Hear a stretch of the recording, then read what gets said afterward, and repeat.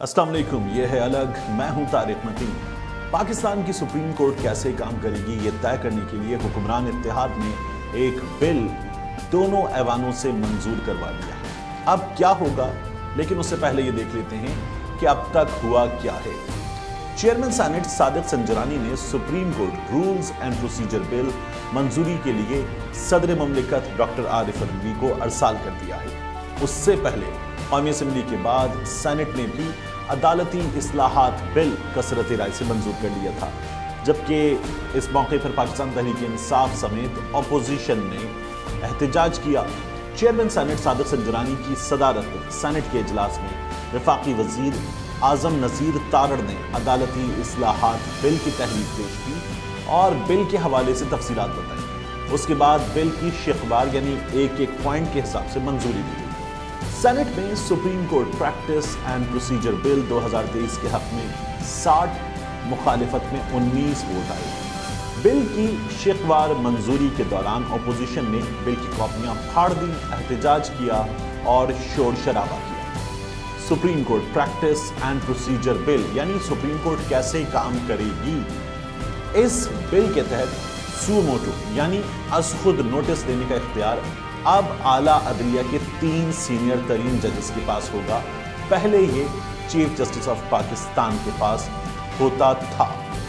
Senate और कौमी assembly से बिल की मंजूरी के बाद चेयरमैन सेनेट सादिक संजरानी ने supreme court rules and procedure bill मंजूरी के लिए सदर मुमलिकत डॉक्टर आरिफ अलवी को भेज दिया है। सदर डॉक्टर आरिफ अलवी दस्तखत कर देंगे तो बिल बाकायदा एक्ट ऑफ पार्लियामेंट बन जाएगा। यहां ये याद रखिएगा कि जो एक्ट ऑफ पार्लियामेंट है उसके लिए सादा अक्सरियत दरकार होती है, जबकि जो कॉन्स्टिट्यूशनल अमेंडमेंट है यानी आईनी तरमीम है उसके लिए 2/3 अक्सरियत चाहिए। बाज माहिरीन कानून इसी नुक्ते पर कह रहे हैं कि ये नहीं किया जा सकता, मगर हुकूमत के ख्याल में ये मुमकिन है। अगर सदर मुमलिकत इस पर राय नहीं देते तो 10 रोज के अंदर ये पार्लियामेंट से मंजूर शुदा बिल अज खुद कानून बन जाएगा। यानी सदर मुमलिकत इसे रोकें ना रोकें फर्क नहीं पड़ता। हमारे यहाँ इस निज़ाम में सदर मुमलिकत का ओहदा सेरेमोनियल हैसियत रखता है। जब ये बिल सदर मुमलिकत को भेजा जाएगा तो फिर वो क्या फैसला करते हैं देखा जाएगा, लेकिन अब तक सदर मुमलिकत क्या राय रखते हैं। गुज़श्ता रोज सदर डॉक्टर आरिफ अलवी साहब ने चीफ जस्टिस का अज खुद नोटिस लेने का इख्तियार महदूद करने के हवाले से की जाने वाली कानून साजी, इस पर तहफ़्फ़ुज़ात का इजहार किया। उनका कहना है कि और कुछ नहीं, लेकिन इसकी टाइमिंग पर सवालिया निशान है। जियो न्यूज़ के प्रोग्राम कैपिटल टॉक में हामिद मीर साहब से बात करते हुए सदर मुमलिकत ने कहा कि कौमी असेंबली में पेश करदा बिल जिसमें अज खुद नोटिस के इख्तियारात कम करने की तजवीज़ दी गई, उस बिल की टाइमिंग पर सवालिया निशान जरूर है।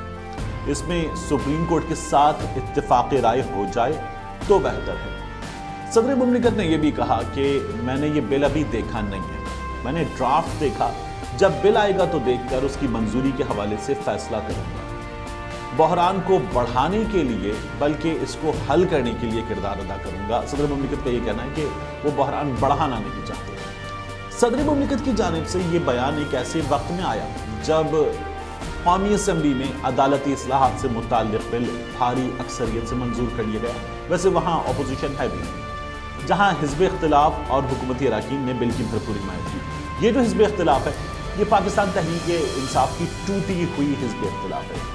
चंद आज़ाद अरकान ने इस बिल को अदलिया पर एक कदगन यानी अदलिया पर एक वार, एक पाबंदी करार दिया। अदालत के अपने अंदर से भी इख्तिलाफी आवाज़ें बुलंद हो रही।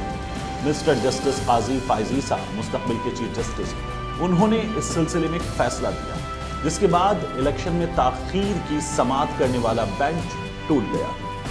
इधर ये फैसला आया, उधर हुकूमत ने बल्कि वज़ीर आज़म शहबाज शरीफ ने सुप्रीम कोर्ट के सीनियर तरीन जज मिस्टर जस्टिस काजी फायज ईसा के केस में अदालत उज़्मा के फैसले के खिलाफ क्यूरेटिव रिव्यू, रेफरेंस और दीगर मुतफर्रिक दरखास्तें वापस लेने की एडवाइस सदर डॉक्टर आरिफ अलवी को भिजवा दी।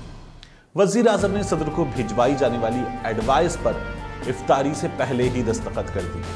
ایڈوائس میں لکھا گیا ہے کہ آئین کے آرٹیکل 48(1) اور وفاقی کابینہ کے فیصلے کے مطابق صدر کو ایڈوائس کی جاتی ہے کہ وہ کیوریٹو ریویو ریفرنس اور نظر ثانی کی متفرق سول اپیلیں واپس لے لیں۔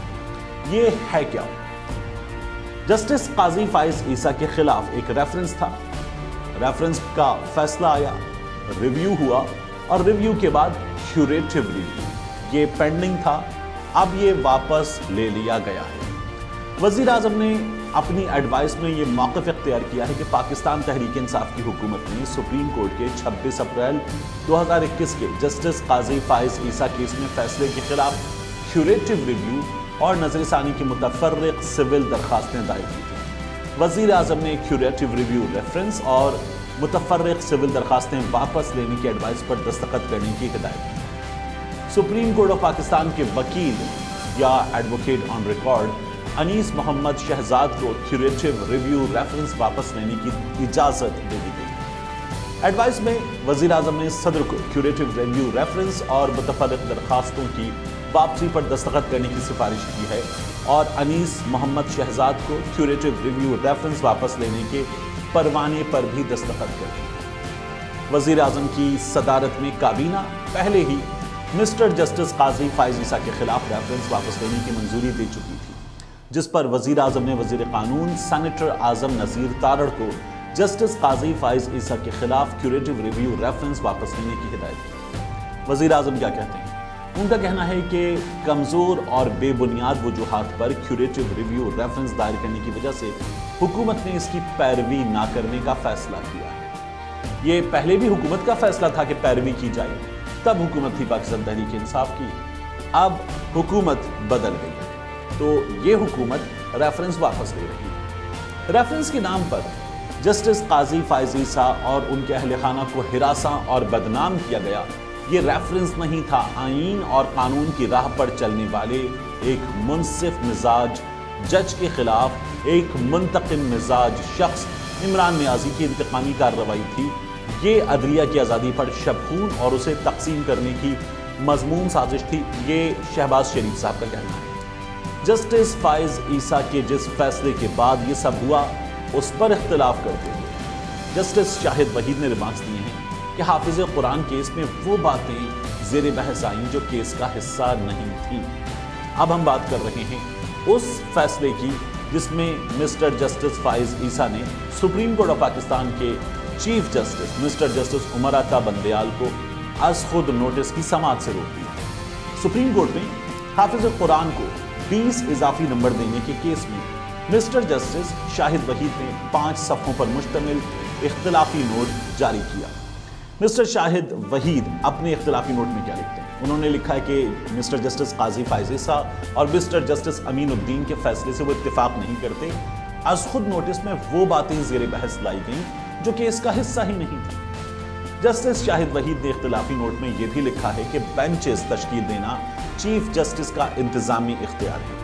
سپریم کورٹ از خود نوٹس 2022 کا از خود نوٹس نمبر 4 اس میں قرار دے چکی ہے کہ چیف جسٹس ہی بینچز بنانے کا اختیار رکھتے ہیں۔ ججز بینچ کی تشکیل پر اعتراض نہیں اٹھا سکتے۔